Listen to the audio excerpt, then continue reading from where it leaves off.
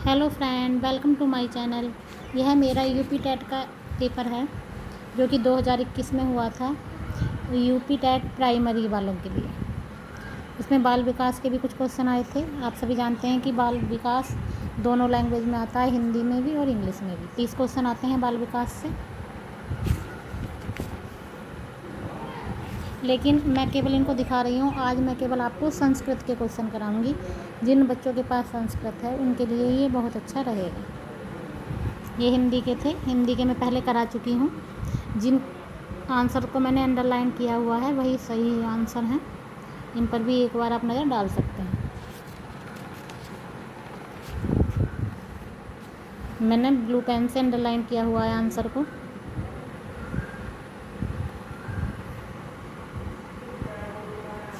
ये इंग्लिश वालों के लिए है।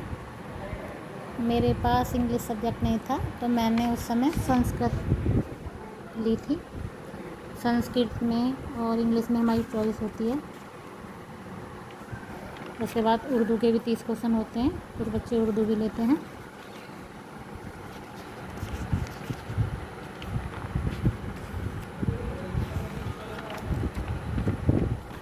अब आ जाते हैं संस्कृत। देखिए भाषा सेकंड संस्कृत। फर्स्ट भाषा थी हमारी हिंदी और सेकंड भाषा है संस्कृत। तो मैं जल्दी से आपको ये 30 क्वेश्चन करा देती हूँ।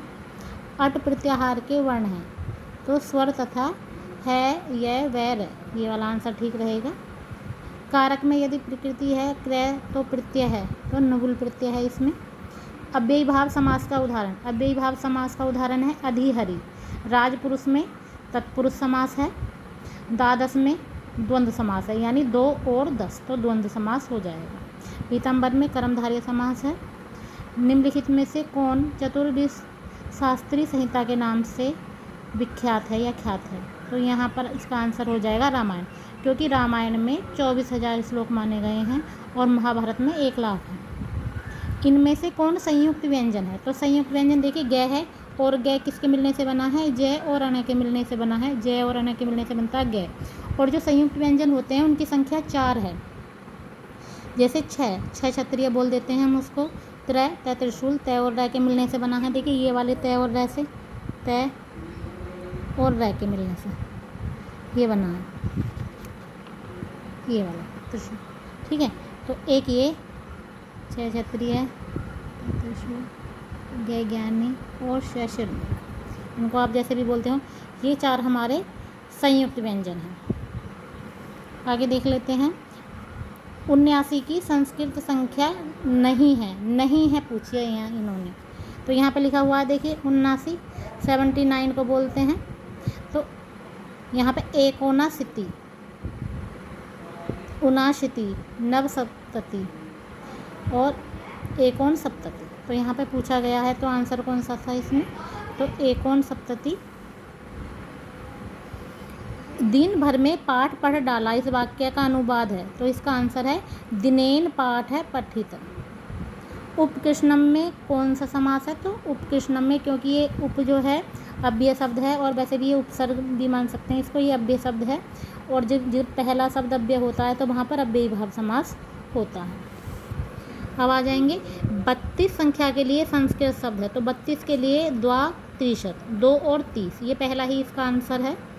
उसके बाद पति शब्द का सप्तमी एक वचन रूप होगा तो ये होगा पत्यो, जो पहला वाला आंसर ही सही है।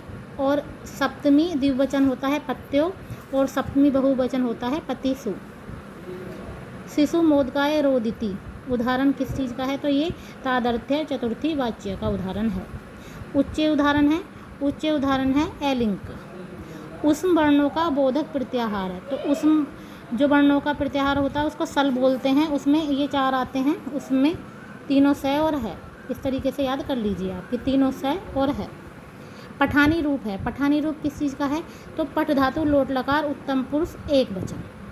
उसके बाद आता है पठानी के बाद पठानी, पठाव, पठान, इस तरीके से बोली जाती है पूरी लाइन। 6 मिलकर बना है। तो 6 कै और सै से मिलकर बना। देखिए सै के नीचे हलंत की यहाँ आवश्यकता नहीं थी। कै और सै सिंपल और कै हलंत वाला, इस तरीके से लिखा होता है।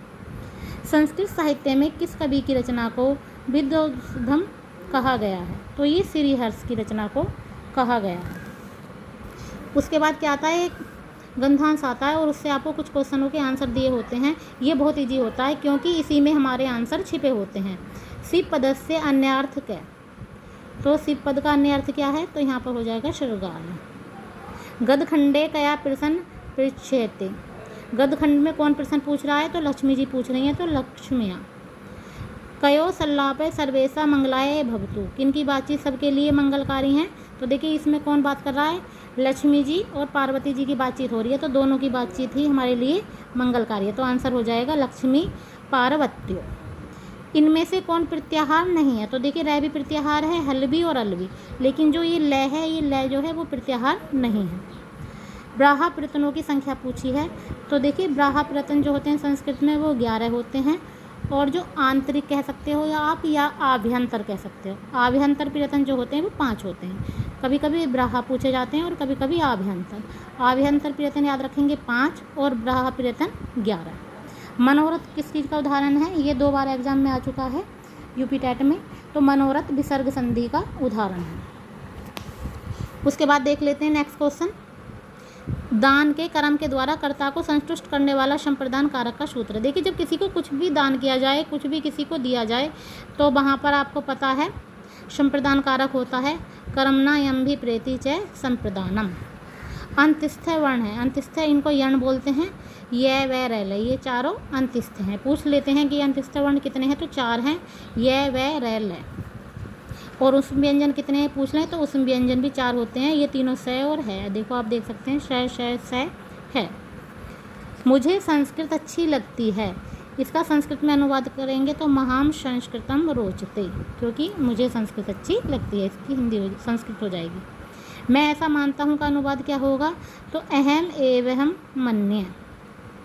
मैं बाजार जाता हूँ का संस्कृत में कर्मवाच्य वाक्य होगा, तो इसमें क्या होगा, इसमें होगा मया आपनम गम्यते।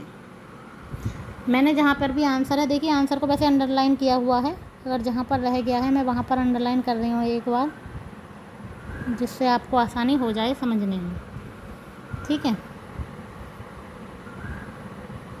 ऐसा आगे देख लेते हैं अब आप। पच धातु का कत प्रत्यय लगकर रूप बनेगा, तो पक्व है, ये आंसर सही है। पच नवती संख्या है, तो पंच 5 नवती 90, 90 और 5 कितने हो गए 95, यानी 95, तो इसका आंसर ये सही हो जाएगा 95। अव्यय शब्द समूह पूछा है। देखिए अव्यय शब्द वो होते हैं जिनमें चाहे काल चेंज हो जाए, चाहे लिंग चेंज हो जाए, लेकिन उनमें कोई बदलाव नहीं आता, तो ये पहला वाला ही ठीक है, सर्वत्र, सब जगह, अधुना, अब और ऊपरी ऊपर, ठीक है। अब सब चलेंगे, जैसे हमने कोई भी वाक्य बनाया, देखो हम काल भी चेंज कर देंगे, चाहे लिंग भी चेंज कर देंगे। अब राधा गाएगी तब भी अब को हम अब ही बोलेंगे, अब मोहन गाएगा तो तब भी हम अब को अब बोलेंगे, ठीक है। अब वह हंस रहा है, अब वह हंसेगा, तो ये अब शब्द हमारा अब ही रहेगा, तो ऐसे शब्द जो होते हैं वो अव्यय होते हैं। तो ये थे 30 क्वेश्चन संस्कृत के। अगर आपको मेरा ये प्रयास जरा भी अच्छा लगा हो तो प्लीज़ मेरे चैनल को सब्सक्राइब कीजिए, वीडियो को लाइक कीजिए। धन्यवाद।